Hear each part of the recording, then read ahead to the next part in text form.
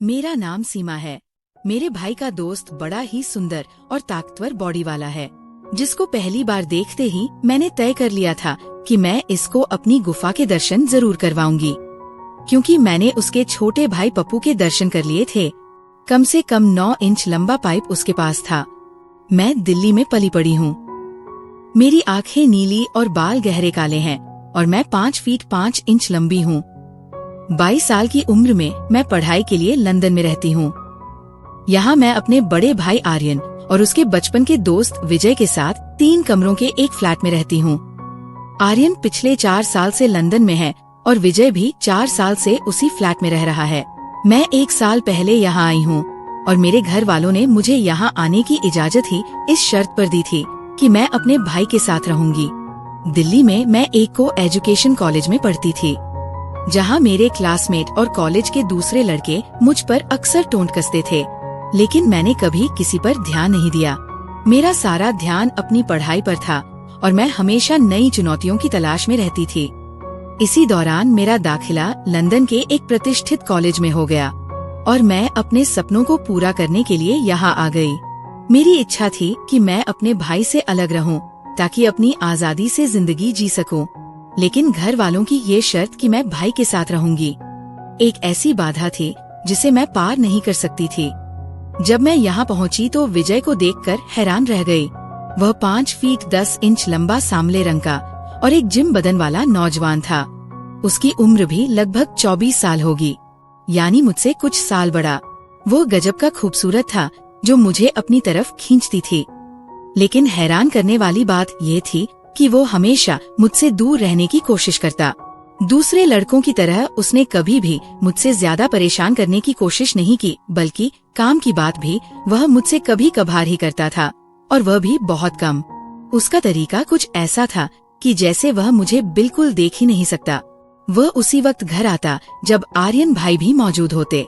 अगर कभी ऐसा होता कि मैं घर में अकेली होती तो विजय भी घर से बाहर चला जाता और उस वक्त वापस आता जब आर्यन घर आ जाते।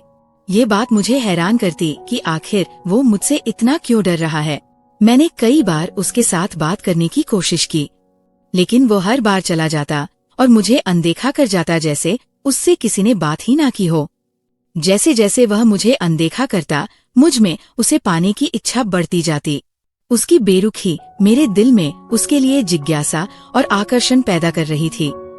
मुझे इस बात का भी डर रहता कि अगर मैं कभी उससे कोई बात करूं तो कहीं वह भाई को ना बता दे, कहीं आर्यन मुझसे नाराज ना हो जाए। लेकिन इसके बावजूद मैं अक्सर उससे बात करती रहती। हर बार मुझे उसकी तरफ से बेरुखी और नाकामी का सामना करना पड़ा। ये लड़का लंदन जैसे खुले माहौल में रहने के बावजूद यहाँ की बुराइयों और बेहतर जिंदगी से दूर था। हालांकि मेरा भाई कई बार शाम को बाहर दोस्तों के साथ चला जाता, लेकिन विजय ऐसी तमाम बातों से बहुत दूर था। वो अपना ज्यादा वक्त पढ़ाई या अपने काम में लगाता था। उसकी यही संजीदगी थी जिसने मुझे उसकी तरफ खींचा और मैं उसे मन ही मन में चाहने लगी थी। एक दिन मैंने उसे अपने संतरे दिखा दिए। वीडियो पर आगे बढ़ने से पहले यदि आपने हमारे चैनल को सब्सक्राइब नहीं किया है तो कृपया सब्सक्राइब करें और उसके बगल में घंटी वाला बटन जरूर दबा दें। एक बार जब विजय की तबीयत खराब थी और वह दिन भर घर पर ही रहा, मैं भी जल्दी कॉलेज से वापस आ गई। बारिश का दिन था और मौसम काफी ठंडा था। आर्यन भाई उस वक्त अपनी नौकरी पर थे, इसलिए मैंने विजय के लिए चाय बनाई और उसे दे दी। मैंने देखा कि वह काफी बेचैन महसूस कर रहा था। उसने मेरे हाथ से चाय का कप लिया और खामोशी के साथ बैठकर पीने लगा। उसके चेहरे पर थकान साफ दिख रही थी। मैं भी एक कप लेकर उसके कमरे में कुर्सी पर बैठ गई और उससे बातें करने लगी। मैंने उससे पूछा कि तबीयत कैसी है, क्या कुछ खाना पसंद करोगे? वह मुझे किसी बात का जवाब नहीं देता और खामोश रहता। अपनी नजरें कभी अपने लैपटॉप पर रखता तो कभी खिड़की से बाहर बारिश को देखता। वह मुझे अनदेखा कर रहा था, लेकिन मैं ढीठ बनकर उसके सामने बैठी रही और दिल में सोचा कि देखती हूँ ये मुझे कब तक अनदेखा करता है। मेरा मकसद सिर्फ उससे बात करना नहीं था, बल्कि मैं उसकी करीबी महसूस करना चाहती थी। ये जानना चाहती थी कि उसके दिल में क्या चल रहा है। बातों के दौरान जब मैंने देखा कि वो मेरी तरफ ध्यान नहीं दे रहा तो मैंने उससे सीधे सीधे ये पूछ ही लिया कि वह मुझे अनदेखा क्यों करता है। तो वो कहने लगा, तुम मेरे दोस्त की बहन हो और मेरे ख्याल में दोस्त की बहन अपनी बहन के बराबर होती है। मैं तुम्हारी इज्जत करता हूँ, इसीलिए तुमसे दूरी रखता हूँ। मैंने उससे कहा, दोस्त की बहन दोस्त भी तो हो सकती है, बल्कि एक बेहतरीन दोस्त। वो मेरी बात सुनकर थोड़ी देर खामोश हो गया। उसके चेहरे पर उलझन के निशान थे। मैंने इस मौके का फायदा उठाया और उसे अपने दिल की बात कह दी। मैं तुम्हें चाहती हूँ और तुम्हें पाकर रहूंगी। तुम मेरी जिंदगी का हिस्सा बन चुके हो। मेरी बात सुनकर वह कुछ देर हैरत से मेरी तरफ देखता रहा, फिर कहने लगा, ये बात ठीक नहीं है। अगर तुम्हारे भाई को मालूम हो गया तो वो तुम्हें कुछ नहीं कहेगा, बल्कि सारा इल्जाम मुझ पर डाल देगा। हमारी दोस्ती बरसों पुरानी है। मैं नहीं चाहता कि हमारी दोस्ती में दरार आए। ये रिश्ता आर्यन के लिए बहुत अहमियत रखता है। मैंने उसको कहा, तुम इसकी फिक्र ना करो, ये बात मुझ पर छोड़ दो, मैं सब संभाल लूंगी। उस दिन मुझे काफी हद तक कामयाबी मिली। मुझे लगा कि उसके अंदर भी दिल है और मैं उसके दिल तक पहुंच सकती हूँ। उसकी हिचकिचाहट और फिक्रमंदी ने मुझे ये यकीन दिलाया कि वह भी मुझे कुछ ना कुछ महसूस करता है। अब मुझे उसके दिल से डर दूर करना था और उसे ये यकीन दिलाना था कि इस रिश्ते में कोई खतरा नहीं है। खैर, इसी तरह वक्त गुजरता गया और अगले 2 हफ्तों तक मुझे कोई खास कामयाबी नहीं मिली। विजय का बर्ताव अभी भी एहतियाती था, हालांकि वो पहले से थोड़ा कम अनदेखा करने लगा था। इसी दौरान मेरे भाई आर्यन को रात के वक्त एक नई नौकरी मिल गई, जहां पहले वाली नौकरी से दुगना ज्यादा वेतन था। वह इस प्रस्ताव पर बहुत खुश था। मैंने भाई से बात की, वह ये नौकरी ना करें क्योंकि मैं रात के वक्त घर में अकेली रहूंगी और मुझे अकेलेपन से डर लगता है। तो वो कहने लगा, अकेली क्यों? विजय भी तो घर में ही होता है। विजय भी उस वक्त हमारे पास ही मौजूद था, अपने लैपटॉप पर काम कर रहा था। मैंने उस वक्त उसकी मौजूदगी का फायदा उठाते हुए कहा, विजय तो ऐसे होता है जैसे घर में कोई है ही नहीं। आप होते हैं तो मुझे अकेलेपन का एहसास नहीं होता। आपके साथ बातें भी कर लेती हूँ, दिल बहल जाता है। लेकिन विजय तो मुझसे बात करने से भी भागता है। मेरी बात सुनकर आर्यन भाई हंसने लगे और विजय को संबोधित करके कहने लगे, क्यों विजय, क्या बात है? ये तुम्हारी शिकायत कर रही है। लगता है तुम्हारी तन्हाई से उसे बोरियत होती है। तो विजय ने एक बार नजर उठाकर पहले आर्यन और फिर मेरी तरफ देखा। उसके चेहरे पर हल्की सी मुस्कुराहट आई और फिर उसने फौरन अपनी निगाहें दोबारा अपने लैपटॉप पर टिका ली। मैंने मौका हाथ से ना जाने दिया और आगे कहा, यह तो ऐसे मुझसे भागते हैं जैसे मैं इन्हें खा जाऊंगी। 6 महीने विजय ने मुझसे कभी सीधे बात नहीं की और अब कहते हैं कि मुझे अकेलेपन का एहसास नहीं होगा। मैंने और ज्यादा नाटकीय अंदाज में कहा, आर्यन भाई, जब कभी आप घर पर ना हो और विजय घर आ जाए और घर में आपको ना पाकर ये तो बाहर निकल जाते हैं। मुझे लगता है अगर आपने रात की ड्यूटी वाली नौकरी शुरू कर ली तो ये भी घर नहीं आया करेंगे और मुझे बिल्कुल अकेला छोड़ देंगे। मेरी बात सुनकर भाई जोर से हंसने लगे और विजय को एक बार फिर संबोधित करके कहने लगे, विजय, क्या ये सच कह रही हैं? तुम्हें शर्म नहीं आती? तो उसने एक बार फिर अपना सिर उठाकर मुझे देखा। उसकी आंखों में हल्की सी चमक थी और कुछ कहने ही वाला था कि आर्यन भाई बीच में बोल पड़े और कहने लगे, विजय, मुझे तुम पर और बहन तुम दोनों पर भरोसा है। मेरा ख्याल है कि मेरी गैर मौजूदगी में आइंदा मेरी बहन को अकेलेपन का एहसास नहीं होगा। विजय, तुम इसका ख्याल रखोगे? आर्यन भाई की बात सुनकर विजय बोला। आर्यन, दरअसल उसने अपनी बात शुरू ही की थी कि आर्यन भाई फिर बोल पड़े, बस अब ये विषय बंद करो और बहन जा चाय बना कर ला, सब मिलकर चाय पीते हैं और ये बात यही खत्म। मैं उठकर किचन में चली गई। वापस आई तो कमरे का माहौल पूरी तरह बदल गया था और दोनों कह कहे लगाकर हंस रहे थे। ऐसा लग रहा था जैसे कोई पुरानी मजाकत चल रहा हो। मैं चाय की ट्रे लेकर कमरे में दाखिल हुई और हम लोग चाय पीते रहे।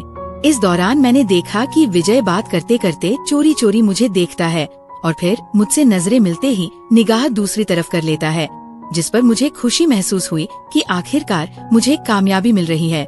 मेरे ख्याल में ये पहली बार था कि विजय मेरी तरफ नजर उठाकर देख रहा था।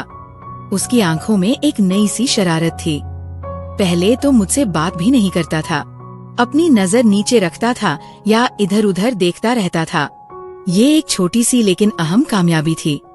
अगले दिन भाई ने विजय से कहा, विजय, कल से तुम अपनी नौकरी पर जाते हुए बहन को उसके कॉलेज छोड़ दिया करना और वापसी ये खुद लोकल ट्रांसपोर्ट पर आ जाया करेगी।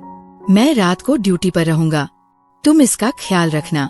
मुझे कोई शिकायत ना मिले और तुम भी विजय को ज्यादा तंग ना करना, वरना तुम्हारी भी खैर नहीं। ये सुनकर मुझे दिल में सुकून मिला। अगले रोज सुबह नाश्ते के बाद जब विजय नौकरी पर जाने लगा तो मैं जल्दी से उसकी गाड़ी का सामने वाला दरवाजा खोलकर बैठ गई। उसके चेहरे पर हैरानी के मिले-जुले भाव थे। वो गाड़ी में बैठा और एक नजर मुझे देखकर हल्का सा मुस्कुराकर गाड़ी चलाने लगा। वह चलाते हुए खामोश था, जैसे अपने ख्यालों में खोया हुआ हो। मैंने इस खामोशी को तोड़ा और कहने लगी, विजय, आप जितना दूर भागोगे मैं उतना ही पास रहूंगी। और मैंने कहा था कि मैं तुमको पसंद करती हूँ और तुमको पाकर रहूंगी। तुम मेरी किस्मत में हो। वह मेरी बातें खामोशी से सुनता रहा, कभी हल्का सा सिर हिलाता और मुझे कॉलेज के बाहर छोड़कर चला गया। मुझे लगा कि मेरे शब्द उसके दिल पर कुछ न कुछ असर कर रहे हैं। दोपहर को मैं घर आई तो आर्यन भाई सो रहे थे। मैंने अपने कपड़े मशीन में डालकर धोए और टीवी लगाकर देखने लगी। शाम को विजय आए तो मैंने उनको भी चाय पेश की। इतने में आर्यन भाई भी उठ गए और अपनी नौकरी के लिए तैयार होने लगे। मैंने उनसे पूछा कि आज रात के खाने का क्या मूड है, तो आर्यन भाई कहने लगे, मैं तो नौकरी पर रहूंगा। बेहतर है, जब तक मेरी रात की नौकरी है आप लोग बाहर से ही खाना खा लिया करना, मुझे चिंता करने की जरूरत नहीं है। मैं ये बात सुनकर उछल पड़ी कि विजय के साथ मैं पहली बार आज बाहर खाने के लिए जाऊंगी। ये एक ऐसा मौका था जिसका मैं कब से इंतजार कर रही थी। भाई के नौकरी पर जाने के बाद मैं टीवी देखती रही, जबकि विजय अपना लैपटॉप लेकर अपने कमरे में घुस गया। मैं बेचैनी से उसका इंतजार कर रही थी। रात को 10 बजे जब भूख की शिद्दत बढ़ने लगी, मैंने विजय के कमरे का दरवाजा बिना ताला लगाए खोला और कहा, आज क्या आपने भूख हड़ताल कर रखी है? अगर ऐसा है भी तो इसमें मेरा क्या कसूर है? आपको कुछ नहीं खाना तो मुझे तो भूखा ना रखें। मेरी बात सुनकर विजय मुस्कुराए और अपना लैपटॉप एक तरफ रखकर उठ गए और कहने लगे, तुम आधा घंटा और इंतजार करो, मैं KFC से कुछ ले आता हूँ। मैंने कहा, नहीं, आप घर कुछ ना लाए, मैं भी आपके साथ चलूंगी और बाहर ही खाकर आएंगे। आज मुझे आपके साथ बाहर खाना है। मेरी बात सुनकर वो एक लम्हे के लिए मेरी तरफ देखने लगा। उसकी आंखों में एक नई चमक थी। फिर कहने लगा, चलो ठीक है। मैंने कहा, ठहरो, मैं कपड़े बदल लूं, कुछ अच्छा पहन लेती हूँ। तो वो कहने लगा, क्या बदलना है? अच्छी भली तो हो, तुम्हें किसी बदलाव की जरूरत नहीं। मैंने उसकी बात अनसुनी कर दी और दरवाजा खोलकर बाहर निकल गया। मैं भी उसके पीछे ही बाहर आ गई और गाड़ी में बैठ गई। उसने गाड़ी चला दी और खामोशी से ड्राइविंग करता रहा। मैंने इस खामोशी को तोड़ा और उससे पूछा, आप मुझे जानबूझकर अनदेखा क्यों करते हो? क्या मैं आपको अच्छी नहीं लगती? अब मुझ में कोई कमी है कि आप मुझसे बात करने से भी कतराते हैं? आस्था, मेरी बात सुनो, अगर तुमने आइंदा ऐसी बात की तो मैं तुम्हारे भाई को बता दूंगा। उसने थोड़े गुस्से में कहा, तुम चाहे सारी दुनिया को बता दो, मुझे परवाह नहीं। मैं तुमसे तब तक पूछती रहूंगी जब तक मुझे मेरी बात का जवाब नहीं मिल जाता, जब तक मुझे ये नहीं मालूम होता कि मेरे साथ ऐसा बर्ताव क्यों है। तुम मेरे दोस्त की बहन हो और मेरे लिए सम्माननीय हो, बस यही वजह है। तुम्हें कब कह रही हूँ कि मैं तुम्हारे दोस्त की बहन नहीं हूँ? क्या दोस्त की बहन भी दोस्त नहीं बन सकती? क्या ये जरूरी है कि वो सिर्फ बहन ही रहे, कभी दोस्त ना बने? नहीं, ऐसी बात नहीं। अगर तुम्हारे भाई को मालूम हो गया तो वो क्या सोचेगा? हम दोनों पर नाराज हुए। ये सब तो मुझ पर छोड़ दो, मैं सब संभाल लूंगी। आपको सिर्फ मेरी बात सुननी है और मेरी तरफ एक बार ध्यान देना है। फिर भी मुझे ये सब अच्छा नहीं लगता। ये हमारी दोस्ती के खिलाफ है। क्यों अच्छा नहीं लगता? इसकी कोई खास वजह भी तो बताओ। शायद मैं भी उसको बुरा समझने लगूं और अपना इरादा बदल लूं। मैं तुमसे बहस नहीं कर सकता, उसने तंग आकर कहा।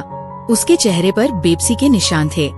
फिर मेरी बात मान लो, मैं आपको ये बता दूं कि मैं आपको पसंद करती हूँ और आपको पाकर ही रहूंगी। मैंने तुम पर अपना दिल हारा है। हाँ, अगर मैं आपको अच्छी नहीं लगती तो मुझे बता दो, मैं आपकी जिंदगी से चली जाऊंगी। उसने KFC के सामने गाड़ी खड़ी की और खुद दरवाजा खोलकर बाहर निकल गया और थोड़ी देर के बाद 2 हलाल बर्गर और 2 कोक ले आया। मैंने उससे कहा कि खाना लेकर घर नहीं जाना। बल्कि यहाँ पास के किसी पार्क में चलते हैं, जहाँ बैठकर खाएंगे। मुझे खुली जगहों पर बैठकर खाना पसंद है। वह मेरी बात सुनकर खामोश रहा और गाड़ी चलाने लगा। थोड़ी देर के बाद उसने एक खूबसूरत पार्क के सामने गाड़ी खड़ी कर दी, जहाँ हल्की रोशनी थी और सुकून महसूस हो रहा था। हम दोनों ने एक बेंच पर बैठकर बर्गर खाए। इस दौरान भी मैंने उसके साथ बात करने की कोशिश की, लेकिन वो खामोश रहा। कभी आसमान की तरफ देखता तो कभी घास पर निगाहें जमाए रखता, लेकिन मैंने हिम्मत नहीं हारी। मैंने महसूस किया कि उसकी खामोशी में भी कुछ छिपा हुआ है। वो कुछ कहना चाह रहा है, लेकिन हिचकिचा रहा है। अगले रोज शुक्रवार का दिन था। सुबह जब वह मुझे कॉलेज छोड़ने गया तो रास्ते में फिर बात करने की कोशिश करती रही, लेकिन हमेशा की तरह मुझे नाकामी का मुंह देखना पड़ा। उसका रवैया अभी भी वही पुराना था। उस दिन शाम को जब भाई नौकरी पर जाने लगे तो मैंने उनसे कहा, भाई आज आप नौकरी पर ना जाइए, मुझे आपके साथ वक्त बिताना है। क्यों, खैरियत तो है ना आस्था? क्या कोई समस्या है? नहीं, ऐसे ही आज मेरा बाहर खाने का मन कर रहा है। जब से लंदन आई हूँ कभी भी आप मुझे बाहर खाने के लिए नहीं लेकर गए। मुझे आपके साथ जाना है। मैं तो नहीं लेकर जा सकता, मेरी रात की ड्यूटी है। तुम विजय के साथ चली जाना। वो तो फॉरेक है। वह तो ऐसे इंसान है, ना खुद कहीं जाते हैं ना कहीं मुझे लेकर जाएंगे। उनको तो घर से बाहर निकलना भी पसंद नहीं। मेरी बात सुनकर आर्यन भाई हंसने लगे और कहने लगे, नहीं ऐसी बात नहीं, वह है तो बहुत खुलशाम मिजाज आदमी, लेकिन तुमसे थोड़ा आरक्षित रहते हैं। पता नहीं क्यों मुझसे आरक्षित क्यों रहते हैं, ये मुझे मालूम नहीं। खैर छोड़ो इस बात को। अगर आप मुझे ले जा सकते हैं तो ले जाएं। वो मुझे नहीं लेकर जाएंगे। अगर उनके साथ जाने के लिए कहना है तो साफ कह दे कि मैं ना जाऊं। नहीं, ऐसी बात नहीं। तुम उसे कह देना, वह तुम्हें ले जाएगा। वह नहीं मानेंगे। आप खुद उनसे कह दें तो शायद आपकी बात मान ले। वो आपकी बात ज्यादा सुनते हैं। ठीक है, इस वक्त तो वो नौकरी पर व्यस्त होगा। जब आएगा तो मेरी फोन पर बात करवा देना, मैं उसे कह दूंगा। भाई की बात सुनकर मैं खुश हो गई। मेरा प्लान कामयाब हो गया था। मैं जानती थी कि भाई का कहना वो नहीं टालेगा। भाई चले गए तो मैंने उठकर फ्रेश होकर नीली जीन्स के साथ सफेद टी शर्ट पहन ली और हल्का सा मेकअप करके तैयार हो गई। मैंने आईने के सामने खड़ी रहकर खुद को देखा तो मैं बहुत खूबसूरत लग रही थी। मेरा आत्मविश्वास बढ़ गया था। मैं जब से लंदन आई थी आज पहली बार मैंने मेकअप किया था। हालांकि मेरे पास मेकअप का सामान मौजूद था, लेकिन मैं कभी भी खुद को तैयार करने की जरूरत महसूस नहीं करती थी। तैयार होने के बाद मैं विजय का इंतजार करने लगी। मेरा दिल जोर जोर से धड़क रहा था। एक अजीब सी बेचैनी थी। थोड़ी देर के बाद वह आया। मैंने दरवाजा खोला तो उसने मुझे देखा और एक लम्हे के लिए ठिठक कर रह गया। उसकी आंखों में हैरानी और कुछ और ही जज्बात थे, लेकिन दूसरे ही लम्हे वह संभल गया और अंदर दाखिल हो गया। मैंने दरवाजा बंद किया और अंदर आकर उसके लिए चाय बनाई। चाय के बाद मैंने उससे कहा, विजय आज कहीं बाहर खाने के लिए ना चले। भाई ने कहा है कि आपके साथ चली जाऊं। उसने मुझे बिना देखे हुए कहा, मैं नहीं जा सकता। अगर जाना है तो आर्यन से कह देना, वह लेकर चला जाएगा। मैंने भाई से पूछ लिया है, वह कह रहे थे कि आपके साथ चली जाऊं और उन्होंने मुझे जोर दिया है कि आप मुझे लेकर जाएं। मुझे तो उसने नहीं कहा। आप उनसे फोन पर बात कर लें। नहीं, मैं नहीं करता उससे बात और ना ही तुम्हें लेकर जाऊंगा। मेरे पास वक्त नहीं है और मुझे बाहर जाने का मूड नहीं है। मैंने विजय की बात सुनी और अपने फोन से भाई का नंबर मिलाया। जब बेल बजी तो मैंने फोन विजय को पकड़ा दिया। ये लो, भाई से बात कर लो, वह आपसे बात करना चाह रही है।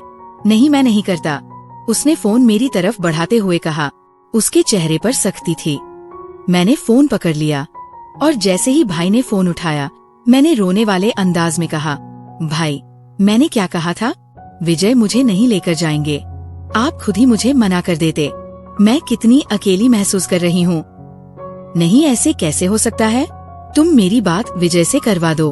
भाई ने हैरानी से कहा। वह आपसे बात करने को भी तैयार ही नहीं। वह तो कह रहे हैं कि उनको मुझसे बाहर जाने का बिल्कुल मूड नहीं है। ठीक है, मैं उसको खुद फोन करता हूँ। भाई ने फोन बंद कर दिया। अगले ही लम्हे विजय के फोन पर घंटी बजने लगी। विजय ने मेरी तरफ गुस्से भरी निगाहों से देखते हुए फोन उठाया। हेलो, क्या हाल है आर्यन? फिर उसने मुझ पर नजर डाली और भाई से कहने लगा, क्या मैं कैसे ले जा सकता हूँ इसको? यार मुझे काम है, मेरी बात तुम समझते क्यों नहीं? दूसरी तरफ से भाई ने जाने विजय को क्या कहा। विजय ने मेरी तरफ देखा और फोन बंद कर दिया और मुझे कहने लगा, ठीक है लेकिन जाना कहाँ है? किसी अच्छे से होटल पर चलते हैं जहाँ लाइव म्यूजिक हो। नहीं, मैं तुम्हें होटल पर नहीं ले जा सकता, आज मेरा मूड नहीं है। नहीं तो मैं फिर भाई से बात करती हूँ। मैंने उसे फिर धमकी दी। एक तो तुम भाई की धमकी बहुत देती हो। तुम्हारा भाई मुझ पर कोई हाकिम तो नहीं लगा हुआ कि मैं उसके डर से तुम्हारी हर जायज नाजायज बात मानूं। उसने अब थोड़ा सा मजाक से कहा, तो ठीक है, अब भाई से बात कर लें और उनको कह दे कि मैं नहीं ले जा सकता। मैंने भी थोड़ी शरारत की। ठीक है, लेकिन एक बात सुन लो, वहाँ जाकर कोई ऐसी वैसी हरकत नहीं करनी और तुम तैयार हो जाओ। मैं भी कपड़े बदल लेता हूँ। मैं तैयार हूँ, आप तैयार हो लें। वैसे इसी तरह भी आप बहुत हैंडसम लग रहे हो, मैंने मुस्कुराकर कहा। उसने फिर मेरी तरफ देखा। उसकी आंखों में एक नई सी शरारत और हल्की सी हंसी थी। वह अपने कमरे में घुस गया। थोड़ी देर के बाद कपड़े बदलकर बाहर निकल आया और मुझे कहने लगा, चलो जल्दी करो और वापस भी जल्दी आना है। उस वक्त रात के लगभग 9 बज रहे थे। मैं जल्दी से बाहर निकली और गाड़ी में बैठ गई। उसने दरवाजा लॉक किया और गाड़ी में आ बैठा और ड्राइविंग करने लगा। हम लोग लंदन के एक बड़े होटल के बाहर पहुंचे, जहां उसने एक जगह गाड़ी पार्क की और हम अंदर चले गए। अंदर दाखिल हुए तो अंदर तेज अंग्रेजी संगीत चल रहा था और माहौल बहुत रोशन था। हमने खाली टेबल ढूंढा और बैठ गए। ऐसे ही बैठे रिटर्न के बाद मैंने विजय से कहा, यहाँ ऐसे ही बैठे रहेंगे, अब कोई ड्रिंक वगैरह भी लेनी है? वो कहने लगा, तुम बैठो, मैं कुछ ले आता हूँ। मैंने उससे कहा, नहीं आप बैठे, मैं लेकर आती हूँ, आप थक गए होंगे। वो उठने लगा, लेकिन मैं उससे पहले उठ चुकी थी, जिस पर वो बैठ गया और उसने अपने पर्स से मुझे कुछ पैसे दिए। मैंने ड्रिंक के 2 गिलास लिए और टेबल पर आ गई। ड्रिंक देखकर वो गुस्से के अंदाज में बोला, ये क्या ले आई हो? मैंने तुमसे कहा था कोक लानी है, लेकिन तुम ये उठा लाई। उसके चेहरे पर नाराजगी साफ दिख रही थी। मैंने उससे कहा कि आपको ड्रिंक नहीं पीनी तो ना पिए, मैं दोनों गिलास पी लूंगी और आपके लिए कोक ले आती हूँ। उसने मुझे कहा, मैं नहीं पीता और तुम्हें भी नहीं पीने दूंगा, लेकिन मैंने जिद की तो वो खामोश हो गया। मैं फिर उठी और उसके लिए कोक ले आई और टेबल पर बैठकर ड्रिंक का गिलास उठाकर पीने लगी और विजय भी एक एक घूंट कोक पी रहा था। थोड़ी देर के बाद मैंने अपना गिलास फिर उठाया और पूरा गिलास पी लिया और उसके बाद हम घर आए और मैं सो गई और मुझे नींद आ गई। वह रात मेरे लिए एक यादगार रात थी। सुबह 6 बजे के करीब मैं उठी तो टीवी लाउंज में आर्यन भाई और विजय बातें कर रहे थे। मैं बाहर निकली। विजय और भाई को गुड मॉर्निंग कहा। भाई ने मुझे देखा और कहने लगे, उठ गई, शहजादी साहिबा सुबह से चाय के इंतजार में बैठे हैं। मुझे शर्मिंदगी महसूस हुई, लेकिन विजय ने मुझे सोने नहीं दिया। वह बता रहा था कि तुम लोग रात को होटल में गए थे और तुमने उसे कितना तंग किया। आस्था, तुमने देखा ना विजय कितना अच्छा है, वह तुम्हारा कितना ख्याल रखता है। मैं घबराई हुई थी, कुछ ना बोली और बाथरूम में घुस गई। नहाकर फ्रेश हुई और फिर मैंने जाकर चाय बनाई और उनके पास ही आप बैठी और इंतजार करने लगी कि कब भाई मेरी क्लास लेना शुरू करते हैं, मगर ऐसा कुछ ना हुआ। भाई का अंदाज ऐसा था जैसे वह मेरी शरारतों से लुत्फ ले रहे हो।